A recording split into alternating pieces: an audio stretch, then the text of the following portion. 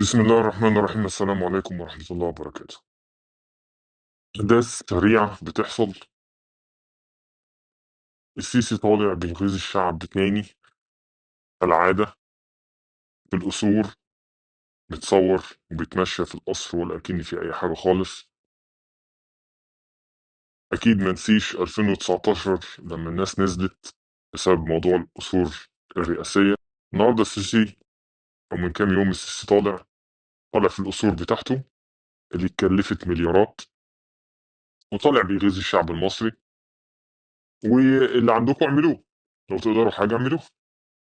اللي هو ايه، انا هعمل واعمل. هو مصر ان هو يغيظ الشعب المصري. اللي هو ايه، مصر مش زي سوريا، واللي حصل في سوريا مش هيحصل في مصر، واديني ببني قصور وانا ماشي في السياسه بتاعتي في تجويع الشعب المصري، واللي عندكم اعملوه. من الناحيه التانيه غزه، شمال غزه تقريبا اتدمر تماما. تقريبا هي غزه كلها اتدمرت اصلا. واللي طالعين وبيقولوا علشان بس يريحوا ضميرهم، وعلشان يعني يعملوا كده بروباجندا ضد المقاومة. المقاومة هي السبب وهي اللي عملت الكلام دوت. وناسين إن لولا الحصار ما كانش تمكن الكيان إن هو يعمل كده في غزة. حصار من مصر، من الأردن، عمالة من مصر والأردن والسعودية. نسيوا إن لولا الحصار ما كانش الكيان تمكن إن هو يعمل كده في غزة. لولا الحصار الناس ما كانش جاعت. نتذكر أيام ما كان مرسي الله يرحمه رئيس، كان الكيان بيتحايل على أمريكا، وأمريكا تتحايل على مصر عشان مصر تتحايل على المقاومة إن هي توقف الضرب. بس يعني الله يرحمه، مرسي كان راجل طيب. ربنا يفك أسر حازم صلاح أبو إسماعيل. السؤال بتاع النهاردة: هل مصر هي سوريا؟ هل اللي حصل في سوريا ممكن يحصل في مصر؟ بالتأكيد آه. العوامل كلها مشتركة: حاكم ظالم، ديكتاتور، سجون، قمع. افتكروا في 2011 لما قالوا مصر مش هي تونس، واللي حصل في تونس حصل في مصر. وبعد كده طلعوا قالوا سوريا مش زي مصر، واللي حصل في مصر حصل في سوريا. بعد كده قالوا إن اليمن غير سوريا ومصر وتونس، وانتقل الثورات أو انتقلت الثورات في اليمن. طول ما في ظلم في مقاومة. فاللي حصل في سوريا بإذن الله هيحصل في مصر. بنشوف كده في الإعلام، بنشوف كده في السيسي نفسه، بنشوف كده في القنوات، بنشوف كده في الخليج.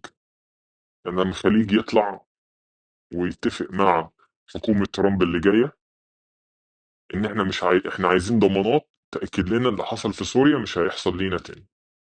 فإن شاء الله اللي حصل في سوريا يبقى ملهم للمصريين، وإن شاء الله يحصل في مصر. السؤال بقى اللي بيفرض نفسه: ليه الثورة في سوريا لم تفشل، والثورة في ليبيا لم تفشل؟ طبعا حفتر دلوقتي قاعد آه، رعبه ما يقلش عن رعب السيسي. لأن إحنا شفنا إدلب، محافظة صغيرة جدا، حتى مش كل إدلب، أطراف كده من إدلب، سبحان الله انطلقوا كالسهم وخلصوا الموضوع. فاحنا بنتكلم في حكومة مستقرة في طرابلس بتدعمها دول زي تركيا. ممكن في أي وقت من الأوقات ممكن تنقض على حفتر وتخلص الموضوع زي ما حصل في سوريا. بس ليه الثورة في سوريا لم تفشل؟ الثورة في سوريا كان ليها بقايا. يعني كنا نلاقي مثلا درعا وإدلب، بس دمشق، حلب، حماه، حمص لا. ليه كان في بقايا للثورة؟ ليه الثورة لم تفشل تماما ولسه في أجزاء محررة في ليبيا؟ وليه فشلت في مصر؟ أو نقول إن هي من 2013 لغاية الآن في حالة سكون وخمول. ومفيش أي جزء من مصر محرر زي مثلا درعا أو إدلب أو الغرب الليبي. يعني احنا ما عندناش مثلا اسكندرية محررة، سينا محررة، الصعيد محرر. لا، احنا ما عندناش الكلام ده. ليه؟ السر في المقاومة، السلاح. لأن الثوار في سوريا وفي ليبيا معهم سلاح، فيقدروا ان هم يغيروا، يقدروا ان هم يطوروا التكنيكات بتاعتهم، يقدروا ان يبقى في كر وفر. لكن للاسف الشعب المصري غير مسلح، ما معهوش سلاح. الشعب الامريكي مسلح، يعني امريكا اكبر ديمقراطيه في العالم، عندهم سلاح، الشعب مسلح. ليه الشعب مسلح؟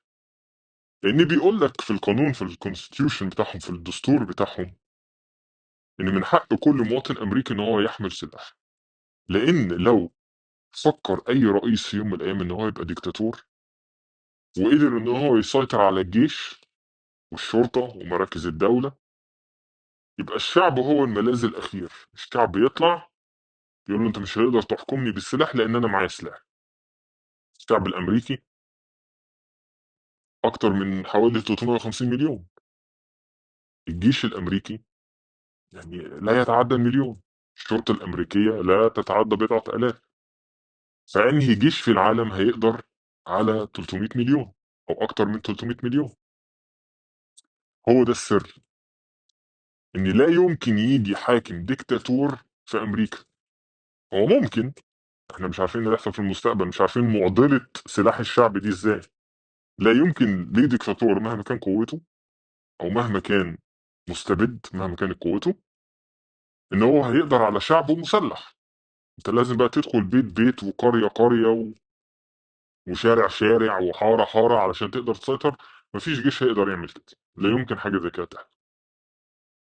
فالذي حدث في ثوره سوريا انهم امتلكوا السلاح. الذي حدث في الثوره الليبيه انهم امتلكوا السلاح، يقدروا يدافعوا عن نفسهم. لكن نيجي للحاله المصريه. لما حصلت الثوره في 2011 قال لك خلاص، الرئيس شال، مبارك راح، خلاص بقى يا جماعه الموضوع انتهى، كله يرجع زي الاول. وفضل الجيش والشرطه هم اللي معاهم السلاح، هم اللي في ايديهم القوه، هم اللي يقدروا يغيروا. عشان كده لقينا بعد كده لما حتى طلعت مظاهرات او اعتصامات زي الرابعه والنهضه والحرس الجمهوري، ضرب عليهم كام رصاصه وخلاص الموضوع انتهى. اتقتل منهم ناس وخلاص. في رابعه والنهضه 10,000 واحد. لكن لو الناس دي كان معاها سلاح، او هذه الاعتصامات كانت بالقوه، كان الموضوع اتغير، المعادله اتغيرت. ما كانش في كلب منهم هيقدر يقرب اصلا. ما كانش في كلب من كلاب الشرطه والجيش اللي قتلت المتظاهرين في رابعه والنهضه كان قدر يقرب منهم. يبقى اذا القوه هي اللي تقدر تغير. فانت لازم تحط في دماغك ان شاء الله باذن الله بلدنا ترجع لنا. اول حاجه نعملها، اول حاجه تتعمل، لازم الشعب يبقى مسلح، يبقى معاه سلاح بالقانون. مش هندي السلاح لواحد مجنون، مش هندي السلاح لناس عشان تقتل بعض، كله بالقانون. اللي عليه احكام قضائيه او مجرم او بلطجي لا يمكن يمسك سلاح. تاني حاجه، ان شاء الله ثورتنا تكمل، لازم يكون في كيان موازي للجيش، زي كده ما حصل في الثوره الايرانيه. الحرس الثوري الايراني كان موازي للجيش الايراني. فالجيش الايراني ما ينفعش ان هو ينقلب عشان فيه الحرس الثوري، والحرس الثوري ما ينفعش ان هو ينقلب عشان فيه الجيش الايراني.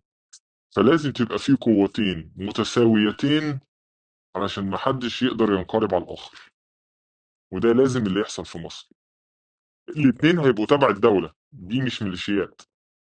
الاتنين هيبقوا تبع الدولة، سواء الجيش المصري او هنسميه الحرس الثوري المصري مثلا.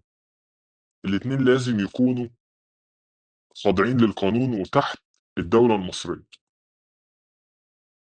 بس الاتنين معاهم سلاح والاتنين أقوياء، فما ينفعش حد ينقلب على حد. احنا اتعلمنا بالطريقة الصعبة، احنا اتعلمنا بالاعتقال، واتعلمنا بالقتل، بالسحل، اتعلمنا بأحرارنا ونسائنا في سجون السيسي، اتعلمنا بالغالي، اتعلمنا بالقمع. فإن شاء الله بإذن الله هنعمل ثورتنا، وإن شاء الله بإذن الله هتنجح، وإن شاء الله السيسي ماشي، وإن شاء الله بعد السيسي مفيش ديكتاتور تاني. خلاص، مفيش حد طايق النظام في مصر. هو بقى عبء، بقى عبء على المجتمع الدولي. الراجل بيروح يشحت من أي حد. بقى عبء على دول الخليج، تدي فلوس زي الرز ومفيش فايدة، كله منهوب. بقى عبء على صندوق النقد الدولي، بقى عبء على كل الناس، بقى عبء على الشعب نفسه. تاني حاجة اللي حصل في سوريا، وتقبل المجتمع الدولي لما حدث في سوريا، يدي دفعة لينا كمصريين إن إحنا لو عملنا نفس الشيء إن شاء الله بإذن الله المجتمع الدولي هيتفهم، لأنه خلاص العالم كله عرف إن مصر بيحكمها الدكتاتور، فهيتقبل إن المصريين يطلعوا على هذا الدكتاتور يشيلوه. إن شاء الله بإذن الله الفيديوهات بتاعتي تنتشر. شرط البدء هتبقى أنا اللي أنزل الشارع، ومحدش هينزل الشارع غير لما أنا شخصيا أنزل الشارع وأدعوكم من الشارع إنكم تنزلوا. وأنا كنت اتكلمت قبل كده حتى عن ثورة المفاصل بتاعت خالد السرتي، اللي لو نزلنا بإذن الله إن شاء الله وربنا سهل هننزل وهنمسك مفاصل الدولة، المؤسسات الحكومية، المصالح الحكومية، حتى اللي هينزل بعد كده في العاصمة سواء في القاهرة. ننسى الميادين شوية، نروح للقصر الجمهوري نفسه. إحنا لو دخلنا لو قدرنا ندخل القصر الجمهوري نفسه إحنا كده حكمنا البلد. لو قدرنا ندخل إذاعة وتلفزيون إحنا كده حكمنا البلد. لو قدرنا ندخل مدينة الإنتاج الإعلامي إحنا كده حكمنا البلد. فدي حاجات مهمة. بعد كده الميادين إن شاء الله لما نقدر نمسك مفاصل الدولة، نقدر بعد كده إن شاء الله إن إحنا نغير، ننزل ميادين نحتفل. ميادين دي آخر حاجة. الصحابة اللي بايعوا الرسول صلى الله عليه وسلم على الموت، لما تيجي تختار إن أنت تنزل أو تواجه مستبد، لازم تعرف أنت بتواجهه على أي أساس. هل أنت بتواجهه عشان هو ظالم بس، عشان هو مستبد، عشان هو حرامي، عشان هو ساجن الناس؟ ده كلام جميل، بس في حاجة مهمة. أنت بتعمل كده لأن دينك أمرك بكده. أنت بتعمل كده لأن أنت عارف لو حصل حاجة. يعني أنا نزلت إن شاء الله الفيديو انتشر ونزلت 25 يناير ودعيت الناس. 25 يناير هتبقى يوم سبت، 24 يناير هيبقى يوم الجمعة، وإن شاء الله بإذن الله هو ده اليوم اللي إحنا إن شاء الله ننزل فيه. 24 يناير ده هيبقى يوم جمعة، 25 يناير هيبقى الاحتفال بإذن الله إن شاء الله. لازم تعرف إن أنت بتعمل كده لوجه الله سبحانه وتعالى. لازم تعرف إن كل ما تفعله في سبيل الله سبحانه وتعالى. الاقتصاد مهم طبعا، والأكل والشرب ده حاجة ما نقدرش نتكلم فيها، بس الأكتر من كده لما أنا بدي روحي وحياتي لشيء يبقى أنا بعطي هذا لله سبحانه وتعالى. يعني اللي ينزل دوت بيبقى نازل أولا في سبيل الله سبحانه وتعالى. الظلم، القهر، أخواتنا اللي في السجون، أخواننا اللي في السجون، ننزل عشان الناس دي. بس أنت في الأول وفي الآخر أنت مع الله سبحانه، أو أنت تتاجر مع الله سبحانه وتعالى. دي هتدي لك دفعة، لأن ربنا هو اللي متحكم في الكون. ربنا ملك الملوك. ربنا هو اللي إذا أراد شيئا أن يقول له كن فيكون.